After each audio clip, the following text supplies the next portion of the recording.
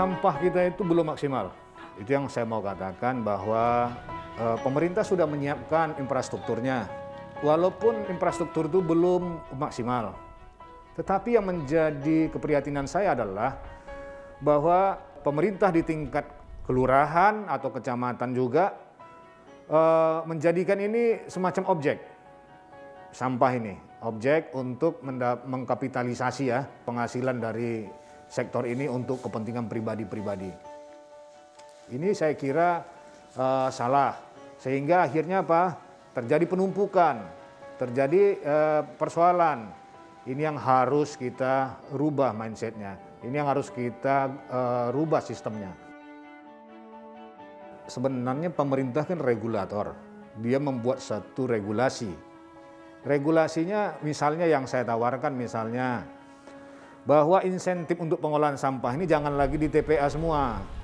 Sekarang kan kalau insentif itu semuanya di TPA, automatically mindsetnya pengelola atau pelaksana bahwa buanglah sampah sebanyak-banyaknya di TPA, maka dapatlah tipping fee yang besar.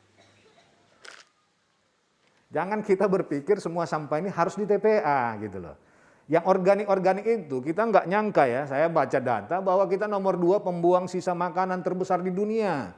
Katanya kita impor kekurangan beras dari luar negeri. Tapi ternyata 30% itu ada di TPA. Jadi rancu gitu menurut saya. Sisi lain kita impor, tapi hasil yang kita impor kita buang lagi di TPA. Ini kan nggak benar ini.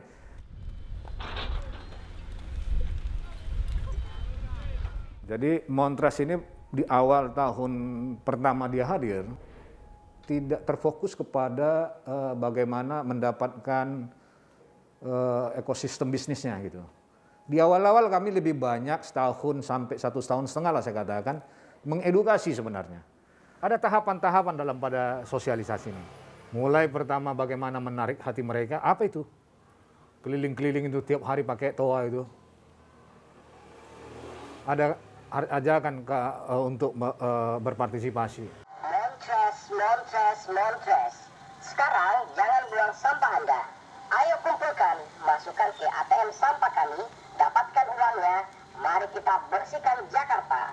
Jakarta bebas sampah, lingkungan bersih, hidup lebih nyaman. Ini contoh multi-layer nih, multi-layer.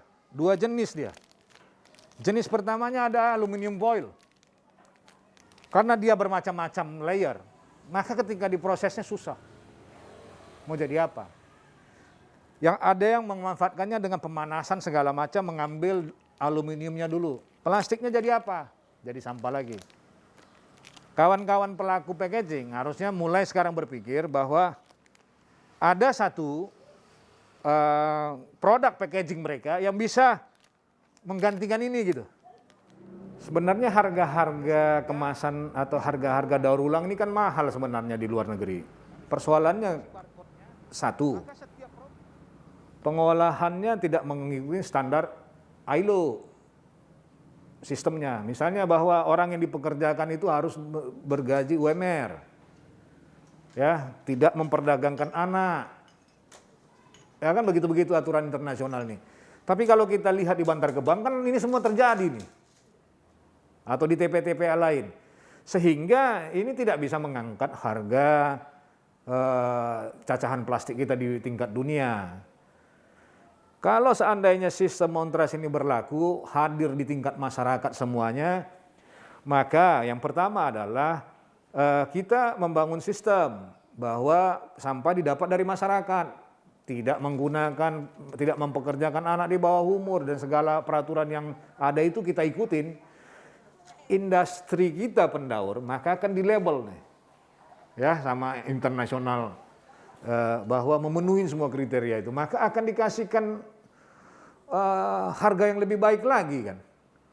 Ini yang kita harap. Dan bagi pelaku atau user-user ataupun rumah tangga yang melakukan pemilahan ini, insentifnya akan semakin bertambah. Contoh, sekarang dari rumah kita bayar iuran 25.000 sebulan untuk sampah misalnya. Kalau kita memilah dapat 50.000, untung mana gitu? Ya kan? Walaupun kecil cuma 50.000, nggak kerasa sama kita.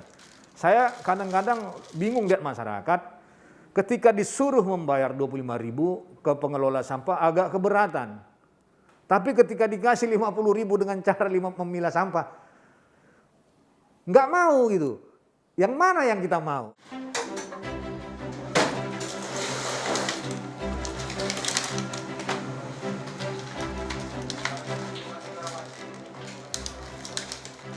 Jadi saya juga berorientasi membantu atau mendukung aktivitas teman-teman di hilir. Dalam artian pembangkit listrik tenaga sampah, jadi waste to energy atau waste to apa segala macam, saya mendukung itu. Karena keprihatinan saya kepada kondisi ini, karena saya yakin mereka sekarang nggak bisa beraktivitas dengan baik. Nggak mungkin jalan itu proyek-proyek itu kan. Di kota mana ada sampah berapa banyak jumlahnya dan kondisinya bagaimana, apakah moisture-nya sekian persen, berapa persen, saya bisa supply datanya, sehingga apakah cocok untuk mereka itu membangun pembangkit listrik di sana. Itu yang saya harapkan, yang saya bangun sekarang ini untuk ditujuan juga di sana nanti bisa membantu kawan-kawan di industri hilir.